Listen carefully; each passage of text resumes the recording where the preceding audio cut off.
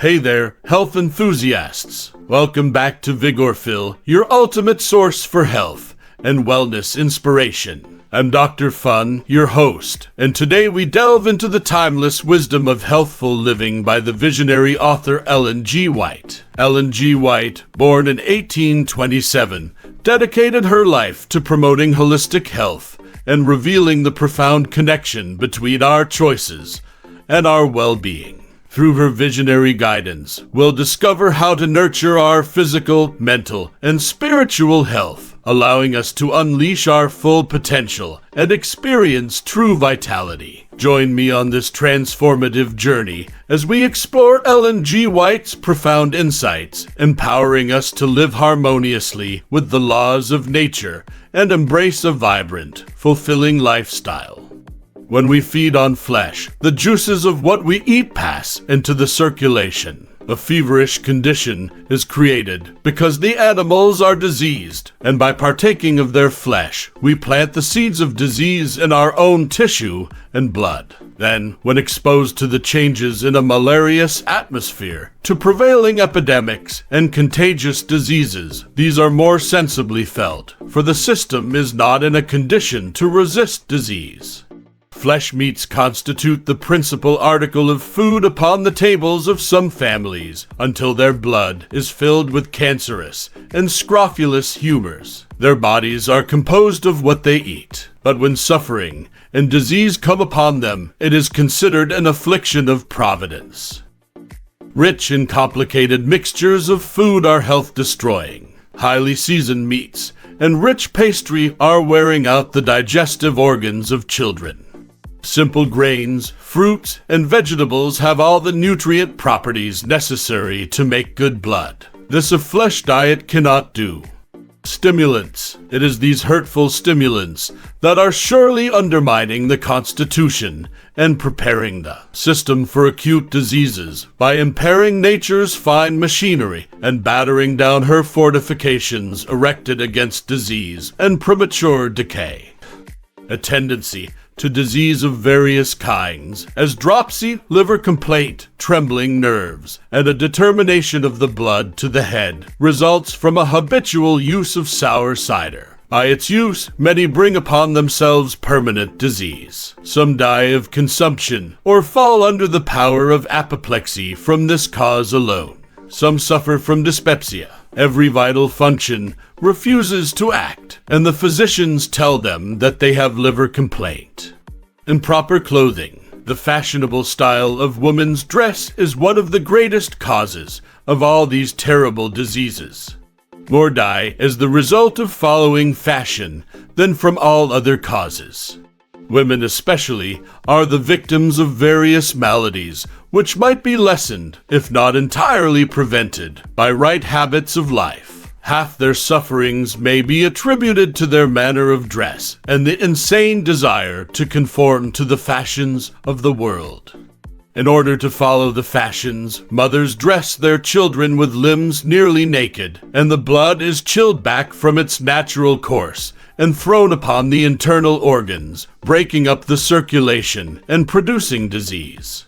The chief, if not the only, reason why many become invalids is that the blood does not circulate freely and the changes in the vital fluid, which are necessary to life and health, do not take place. When we overtax our strength and become exhausted, we are liable to take cold, and at such times there is danger of disease assuming a dangerous form. Damp rooms that are not exposed to light and air become damp. Various diseases have been brought on by sleeping in these fashionable health-destroying apartments. Choice, closed rooms, deprived of the health-giving rays of the sun, seem like damp cellars. The air in unoccupied rooms may be cold, but this is no evidence that it is pure. Drugging should be forever abandoned, for while it does not cure any malady, it enfeebles the system, making it more susceptible to disease. The condition of the mind. There is another class, whose highest aim in life is physical labor. This class do not exercise the mind. Their muscles are exercised, while their brains are robbed of intellectual strength. This class fall more rapidly if attacked by disease, because the system is not vitalized by the electrical force of the brain to resist disease. That which brings sickness of body and mind to nearly all is dissatisfied feelings and discontented repinings.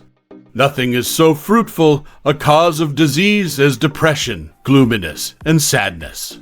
Secret vice. This vice is laying waste the constitution of very many and preparing them for diseases of almost every description.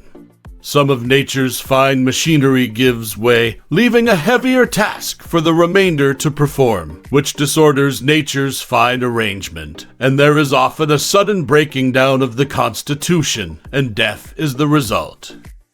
Unhygienic surroundings. Filth is a breeder of disease. A neglect of cleanliness will induce disease. Stubborn fevers and violent diseases have prevailed in neighborhoods and towns that had formerly been considered healthy, and some have died, while others have been left with broken constitutions to be crippled with disease for life. In many instances, their own yards contained the agent of destruction, which sent forth deadly poisons into the atmosphere to be inhaled by the family and the neighborhood.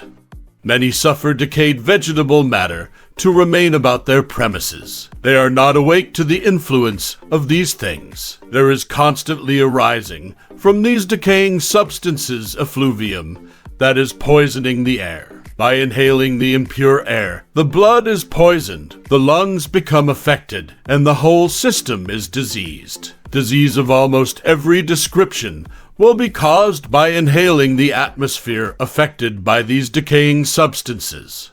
If a house be built where water settles around it, remaining for a time and then drying away, a poisonous miasma arises, and fever and ague, sore throat, lung diseases, and fevers will be the result.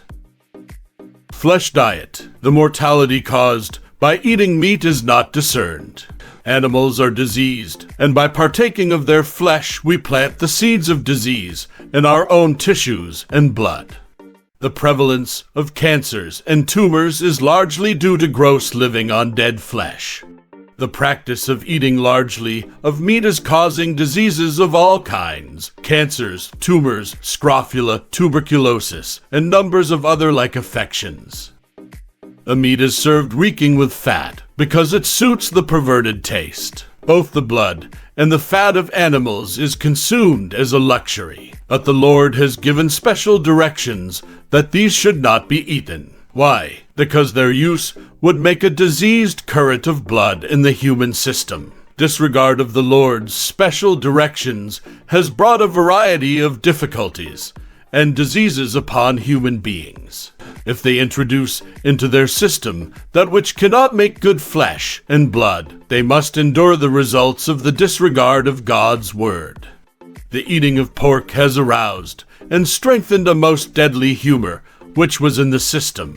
Thank you for joining me on Vigorphil, where we uncover the timeless wisdom of Ellen G. White and inspire you to live your healthiest life. Hope you found this video informative. If you enjoyed this video and want to continue your quest for optimal health, don't forget to like, share, and subscribe to Vigorphil. By subscribing, you'll gain access to our weekly general health videos, filled with tips, insights, and inspiration every Monday. Every Wednesday, we'll share natural remedy videos to help you discover the healing potential of nature's gifts. And on Fridays, join us for our uplifting health quotes to kickstart your weekend with positivity and motivation with me, Dr. Fun. Remember to hit that subscribe button, and together, let's embark on a journey to vibrant health and well-being. Stay connected with us on social media for daily inspiration. Thank you for being a part of the Vigorphil community. Until next time, stay healthy, stay vibrant, and keep shining with Vigorphil. Are you still watching and want more? Check out last week's health quote video, Cause of Disease Part 1.